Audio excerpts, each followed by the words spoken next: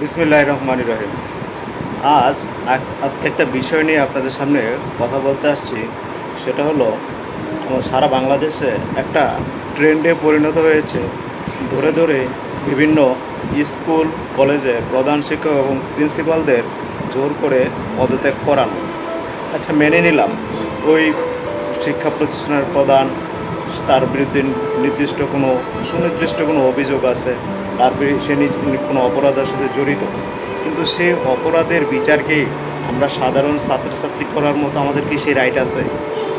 আসলে কি আমরা একবার বিবেককে প্রশ্ন করেছি যে দেশে বিদ্যমান আইন শৃঙ্খলা পরিস্থিতি কি এতটাই অবনতি হয়ে গেছে যে সাধারণ ছাত্র জনতা ওই শিক্ষককে জোর করে, প্রহার করে, আঘাত করে তাকে পদত্যাগপত্রে সাইন করাতে হবে? আসলে এই জায়গাটা আমাদের এখনই বন্ধ করতে হবে। প্রশাসনের এখনই যথাযথ ব্যবস্থা নিতে হবে। এটা যদি হয় তাহলে ছাত্র শিক্ষকের যে সম্পর্ক, সেটা হচ্ছে একটা সন্তানের সাথে বাবা মার সম্পর্কের পরেই কিন্তু একজন ছাত্র শিক্ষকের সম্পর্ক। তো এইভাবে যদি শিক্ষক সমাজকে যদি আমরা ছোট করি, অসম্মান করি, আমাদের যে দেশ গড়ার, আমাদের যে মেধাবী ছাত্র বা আমাদের মানুষের মতো মানুষ হিসেবে গড়ে তোলার যে শ্রেষ্ঠ কারিগর, তাদেরকে যদি আমরা এভাবে অসম্মান করি, তাহলে কিন্তু এই শিক্ষক সমাজ কিন্তু মনোবল কিন্তু তাদের ভেঙে পড়বে। তারা কিন্তু আমাদের সামনে আমাদের পরবর্তী প্রজন্মকে মানুষের মতো মানুষ করার জন্য যে যে সঠিক শিক্ষাটা দেওয়ার, সেই শিক্ষা দেওয়ার ক্ষেত্রে কিন্তু তারা কিন্তু অনেকটাই পিছিয়ে পড়বে। তারা কিন্তু মনোবলের দিক থেকে তারা ভেঙে পড়বে।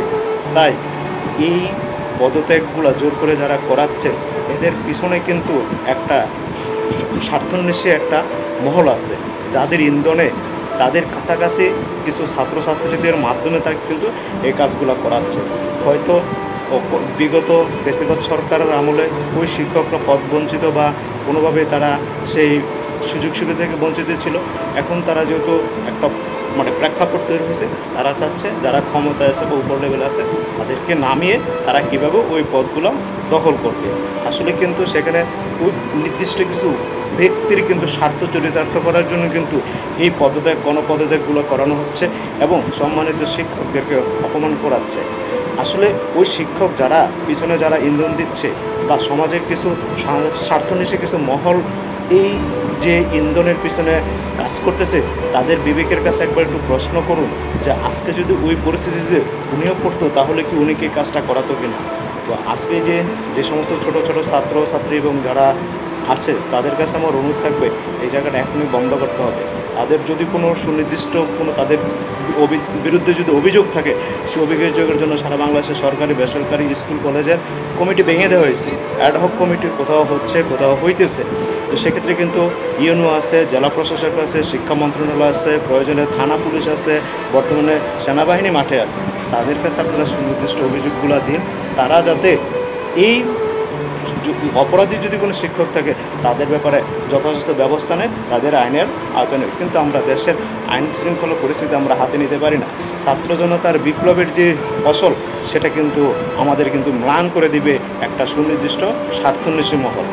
এই ব্যাপারে আপনাদের একবার একটু বিবেচনা করে দেখেন, যে শিক্ষককে আজকে লাঞ্ছিত করে পদত্যাগ করাচ্ছেন, সেই শিক্ষকের আজকে যে রুটি রোজগারের একটা যে কর্মসংস্থান বা তার যে একটা কর্মস্থলে যে একটা চাকরি, আজকে একজন শিক্ষককে শুধু পদত্যাগ করে তাকে রাস্তায় বসিয়েছেন তা না, তার সাথে কিন্তু তার গোটা পরিবারের সদস্যদেরকে কিন্তু তার জীবনযাত্রা কিন্তু হুমকির মধ্যে পড়ছে। কারণ ওই শিক্ষকের রুটি রোজগারের উপর একটা কিন্তু ছিল, নির্ভরশীল ছিল।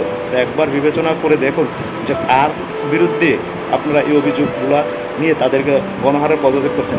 শিক্ষকের অমর্যাদা এটা কেউই মেনে নেবে না। ধীরে ধীরে কিন্তু মানুষ এটাতে কিন্তু বিরূপ প্রতিক্রিয়া তৈরি করছে, এটা নিয়ে কিন্তু মানুষ কিন্তু প্রতিবাদী হয়ে উঠছে। তাই এখন থেকে যারা সচেতন মহল আছেন তাদের কাছে অনুরোধ থাকবে, এই অবস্থার পরিত্রাণ বন্ধ করুন। একটা স্কুলে দেখলাম, নওগাঁ একটা স্কুলের প্রধান শিক্ষক পদত্যাগপত্রে সাইন করতে করতে সে স্টপ করে ফেলেছে। ওই শিক্ষকটা নাকি মারাও গিয়েছেন। তো এই সমস্ত মৃত্যু আমরা মেনে নিতে পারছি না, এগুলো কাম্য না। তো আজকে এই ছাত্র আন্দোলনের যে সমন্বয়ক, অন্যতম সমন্বয়ক সার্জিস আলম ওই ফেসবুক লাইভে এসে সে বেশ একটা গুরুত্বপূর্ণ একটা লাইভ এবং বেশ কিছু গুরুত্বপূর্ণ কথা বলেছে।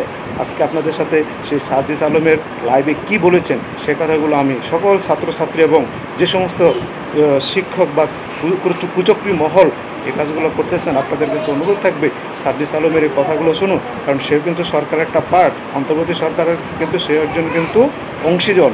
অর্থাৎ তার কথাগুলো আপনারা গুরুত্ব সহকারে শুনুন, তাহলে আমি মনে হয় এই পরিস্থিতি এখনই বন্ধ হবে।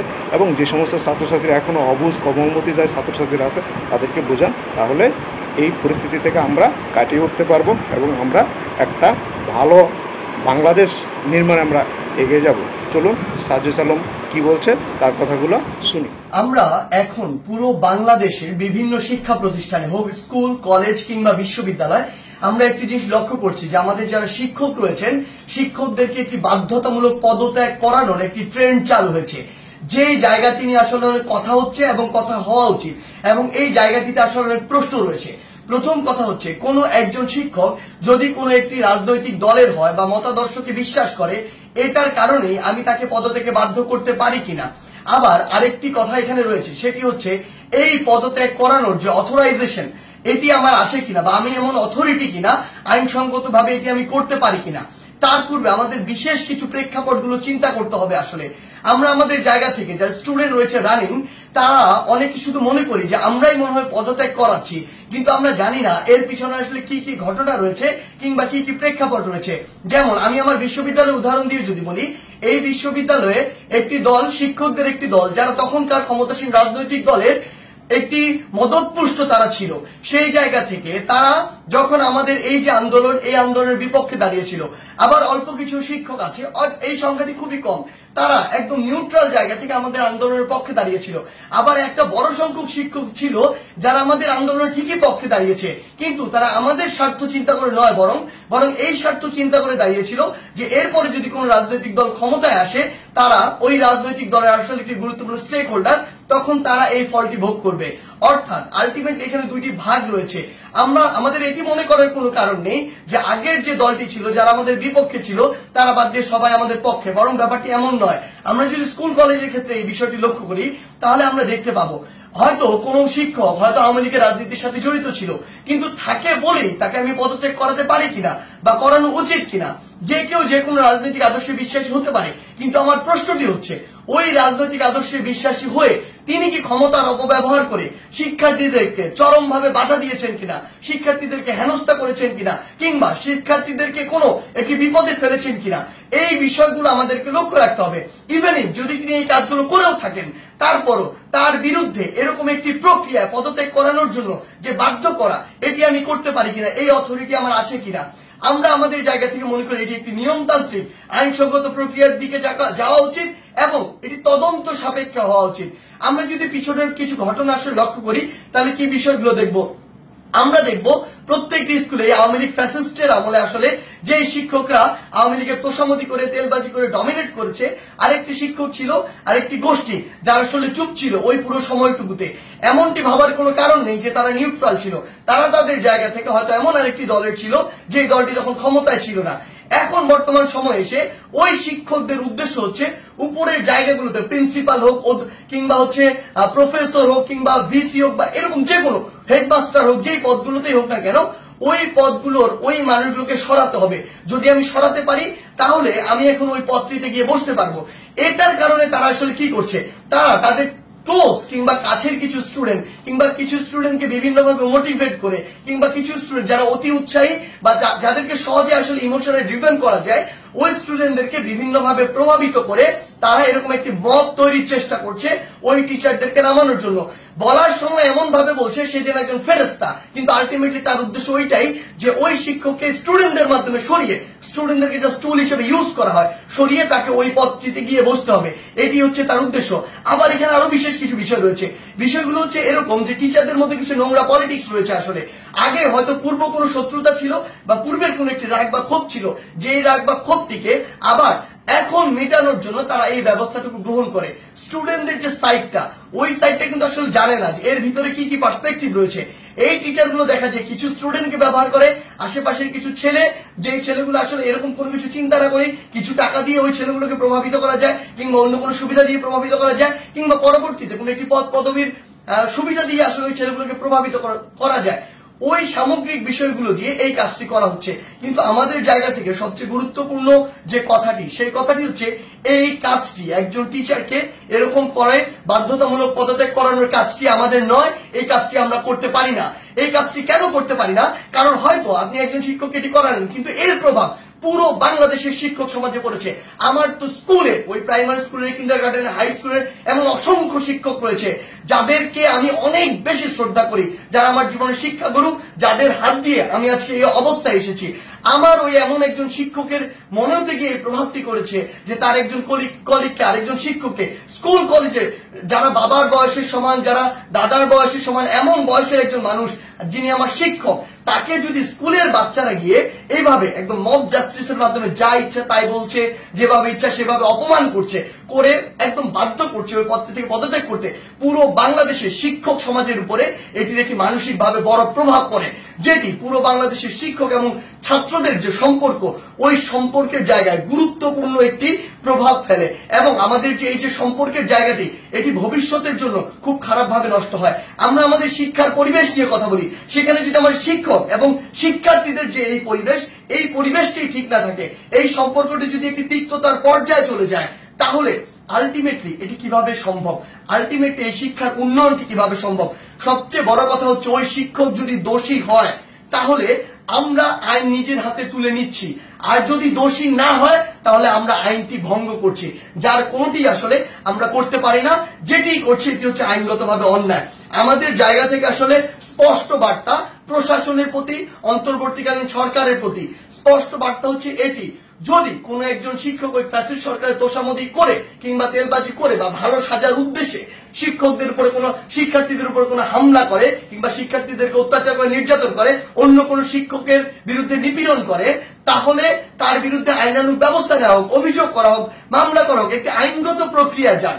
কিন্তু কেউ যদি এভাবে আইন নিজের হাতে তুলে নেয়, কাউকে যদি বাধ্য করে, আমি প্রশাসনকে এবং অন্তর্বর্তীকালীন সরকারকে আমাদের পক্ষ থেকে অনুরোধ জানাই, ওই সকল শিক্ষার্থীদের পিছনের উদ্দেশ্য কি, কে তাদের এই কলকাঠিটি নাড়ছে, কে তাদেরকে প্রভাবিত করছে, কি উদ্দেশ্যে প্রভাবিত করছে, এটি আপনারা তদন্ত করে ব্যবস্থা করুন। প্রয়োজন হলে ওই যে শিক্ষার্থী, যারা অল্প কিছু শিক্ষার্থী এটি করছে, সকলে কিন্তু এটি করছে না। আমরা বিভিন্ন বিশ্ববিদ্যালয়ে দেখেছি শিক্ষার্থীরা নিজে আবার ওই সম্মানিত শিক্ষকদেরকে তাদের শপথে ফিরিয়ে নিয়ে আসছে।